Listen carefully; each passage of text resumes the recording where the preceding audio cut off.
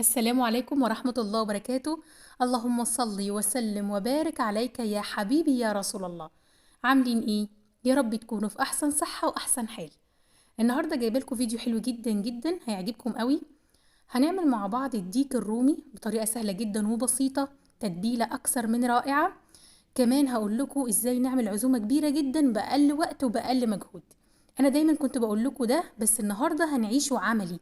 ازاي نعمل عزومة كبيرة بأقل مجهود وبأقل تعب، ونكونوا منظمين ونكونوا مرتبين. الفيديو بجد مفيد جدا جدا، هيعجبكم قوي قوي. يلا بينا نبدأ الفيديو بتاعنا النهاردة، بس ما تنسوش لايك للفيديو، شير عشان الكل يستفيد، واللي ما اشتركش في قناتي شرفني جدا الاشتراك في القناة، وفعلوا الجرس عشان يوصلكوا كل جديد انا بعمله. يلا بينا نبتدي ونشوف هنعمله ازاي.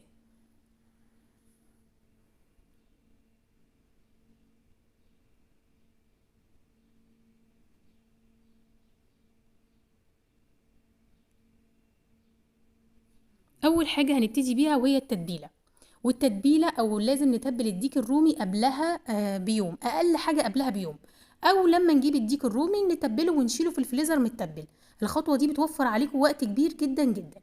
اول حاجة زي ما انتم شايفين، انا جبت الديك الرومي غسلته كويس جدا مرة واتنين وتلاتة واربعة. بعد كده جبت سكر خشن، وجبت ملح، وجبت ترنشات من البرتقان، وابتديت افرك الديك الرومي من فوق ومن تحت وجوه بطنه. بصوا فركته كويس جدا جدا. بعد كده غسلته كويس قوي مرة واتنين وتلاتة وصفيته من المية. ودلوقتي هنعمل مع بعض التتبيلة. التتبيلة بتاعتي عبارة عن ايه؟ معايا ازازة لبن رايب، معلقة كبيرة هرمية من الملح، معلقة كبيرة من الفلفل الاسمر، معلقة صغيرة من الكاري، معلقة صغيرة من الكركم، معلقة صغيرة من بصل بودر، ومعلقة صغيرة من توم البودر، نص معلقة صغيرة من ورق اللورة، ونص معلقة صغيرة من الحبهان. دي التتبيلة بتاعتنا، تنفع لأي طيور، تنفع لبط، لفراخ، لديك رومي، حلوة جدا جدا. دلوقتي هنجيب بولة وهنبتدي ننزل فيها التتبيلة مع بعض.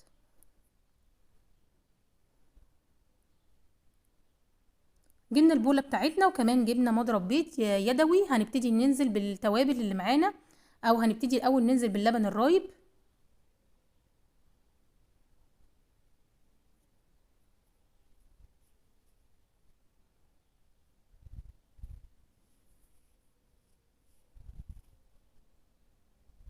ننزل بالملح بتاعنا، يا اما معلقة كبيرة هرمية او معلقتين كبار ممسوحين. فلفل الاسمر، كركم، الكاري، توم البودر، البصل البودر، ورق اللورة، والحبهان. نقلبهم كويس جدا مع بعض لحد ما الملح بتاعنا يدوب والتوابل كلها تختلط ببعضها.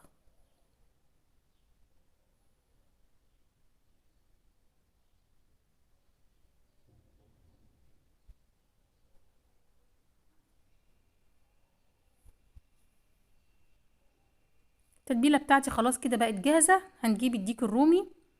قبل ما انزل بالتتبيله على الديك الرومي، زي ما انتم شايفين ما شاء الله حجمه كبير جدا. فهبتدي ان انا افتح الصدر علشان ادخل التتبيله جوه الصدر.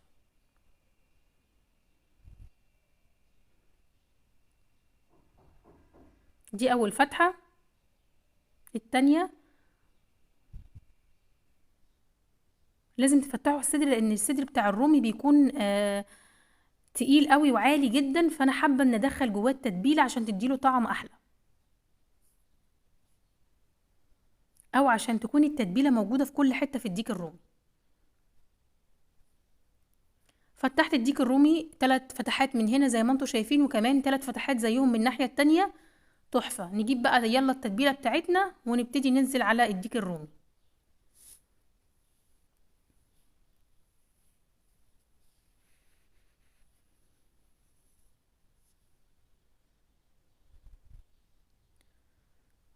ابتدينا ننزل بالتتبيله زي ما انتم شايفين. انا عايزه التتبيله دي تدخل في كل مكان، تدخل في الصدر الفتحات اللي انا فاتحاها، تدخل في البطن بتاعت الديك الرومي، من فوق ومن تحت.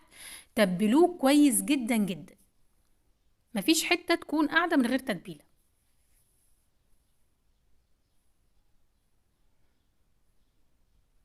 زي ما انتم شايفين كده. بصوا ابتديت ادخل التتبيله في الصدر اول حاجه وفي الفتحات اللي انا فتحتها معاكم.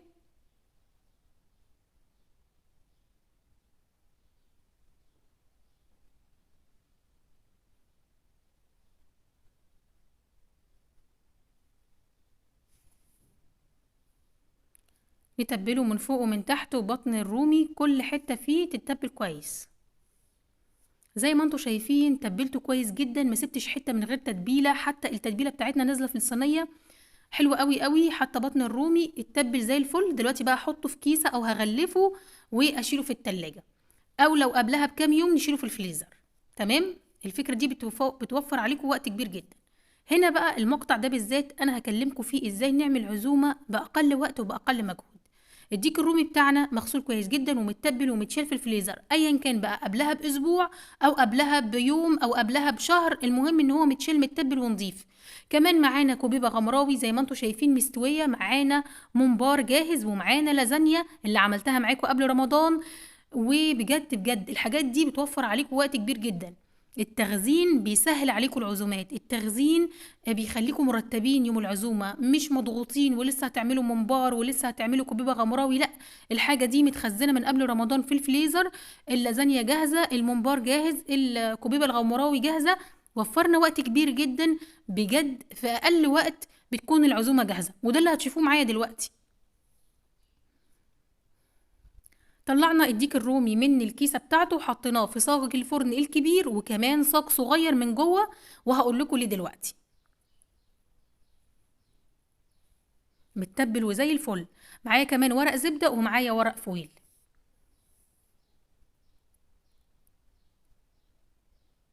مهم جدا انكم تحطوه جوه صاجين، صاج كبير وصاج صغير اللي هيتحط فيه الديك الرومي.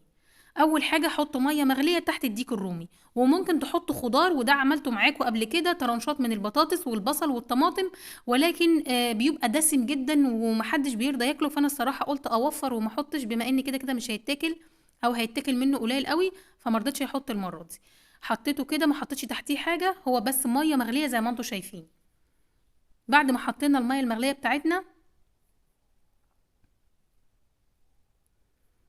هبتدي اغلفه كويس جدا، والنقطة دي مهمة قوي قوي قوي. حطيت زي ما انتم شايفين ورق زبدة، هبتدي بقى احط العكس.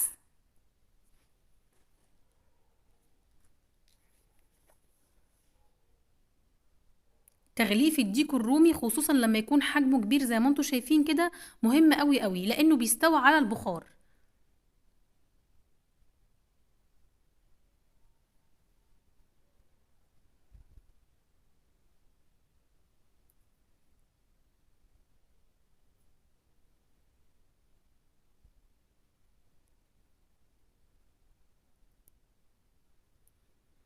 وبعد ما حطينا ورق الزبدة هنبتدي بقى نحط ورق الفويل. برضو هحط كده قطعتين كبار كده من الفويل، وهوريكم دلوقتي هنغلفهم ازاي، لان التغليف مهم جدا جدا. تمام كده زي الفل. هنبتدي بقى ناخد ورق الزبدة وورق الفويل ونحطه تحت الصاج الصغير، نقفل كل حتة كويس جدا بحيث ان ما البخار بتاعه ما يطلعش منه ابدا. تمام. بصوا انا بنزل اهو تحت الصاج الصغير، وانزل ورق الزبدة وورق الفويل من تحت.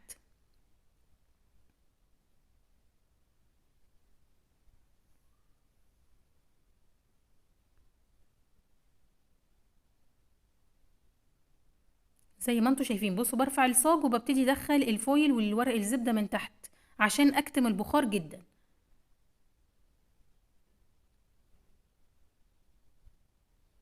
اطلع الهواء واضغط عليه خالص، وبعد كده ادخل من الجناب. هنا برضو برفع الصاج وبدخل الورق بتاعنا.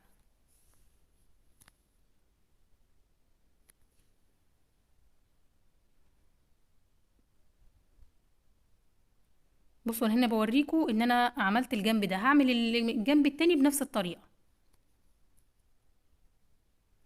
زي ما انتوا شايفين كده قفلت كل الجناب بحيث ان مفيش بخار خالص يطلع ويستوى على البخار.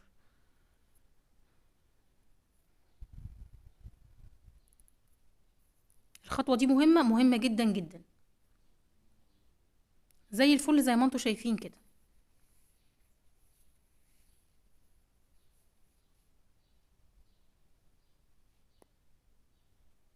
ودلوقتي جاهز انه يدخل الفرن.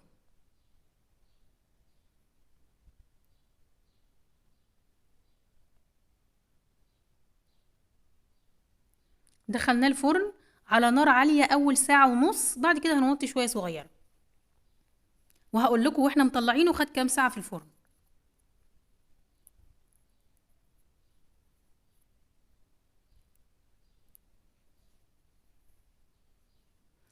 دخلنا يديك الرومي بتاعنا اللي متبل من قبلها بيوم الفرن، خلاص خلصنا، نسيبه بقى ياخد الوقت بتاعه. اللازانيا اللي احنا محضرينها قبل رمضان وشايلينها في الفريزر، طلعنا النهارده صينيه زي ما انتم شايفين، وهدخلها فرن الكهرباء وبرده هسيبها تستوى. ده توفير وقت ولا لا؟ توفير وقت ان احنا طلعينها جاهزه وحطيناها في الفرن. كمان الكبوبه الغمراوي طلعتها من الاطباق ورصيتها، وكمان الممبار حطيته في صينيه تانية، وهحط على الممبار رشه زيت من فوق وهدخله الفرن، او احمره في الطاسه لو انتوا حابين، والكبيبه الغمراوي برضو هدخلها الفرن. كل ده وفر عليا وقت كبير جدا جدا، عشان كده دايما اقول لكم عزومه باقل وقت وباقل مجهود. اللازانيا بتاعتي غلت وخدت اللون التحفه ملهاش حل، حلوه جدا جدا. الديك الرومي بتاعي استوى، قعد في الفرن 5 ساعات ونص، حوالي 5 ساعات ونص، وممكن على فكره تقعدوه 5 ساعات بس لانه طلع مستوي جدا. بصوا انا دلوقتي بشيل ورق الزبده، ورق الفويل، علشان اشوفه بقى متحمر ولا حمره.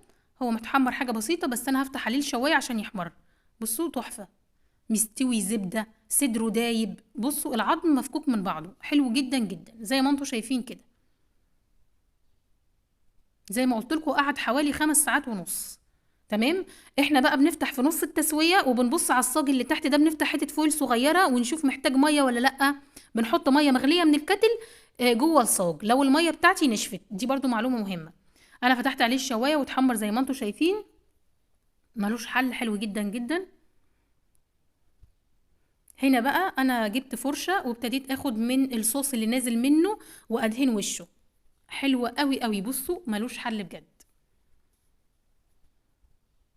مستوي زبدة تحفة، تتبيلته ممتازة، ما تعبتش لان كل حاجتي متحضرة وجاهزة، يفرق كتير قوي قوي. واهم شيء النية، من كان يؤمن بالله واليوم الاخر فليكرم ضيفه. وكده قدمنا الديك الرومي بتاعنا زي ما انتم شايفين، مستوي وتحفة وملوش حل. انا كمان عملت ملوخية ورز بالشعرية عشان في اطفال هتيجي وحابين ان يكون في رز وملوخية بالشعرية، ولكن انا لو ما فيش اطفال ممكن أدي يعني اعمل حواليها نواشف، بس مش شرط ان احنا نعمل طبيخ يعني. تمام. طبعا ما صورتش الرز والملوخية عشان انتوا عملتهم معاكم كذا مرة. الممبار بتاعنا اتحمر، اللازانيا زي ما انتم شايفين تحفة بجد، كانت عزومة حلوة جدا وانا كنت مبسوطة جدا. يا رب دايما بيوتكم عمرانة بالخير. لو الفيديو عجبكم ما تنسوش لايك للفيديو، شير عشان الكل يستفيد، واللي ما اشتركش في قناتي شرفني جدا الاشتراك في القناة، وفعلوا الجرس عشان يوصلكوا كل جديد انا بعمله. بحبكم في الله. السلام عليكم ورحمة الله وبركاته.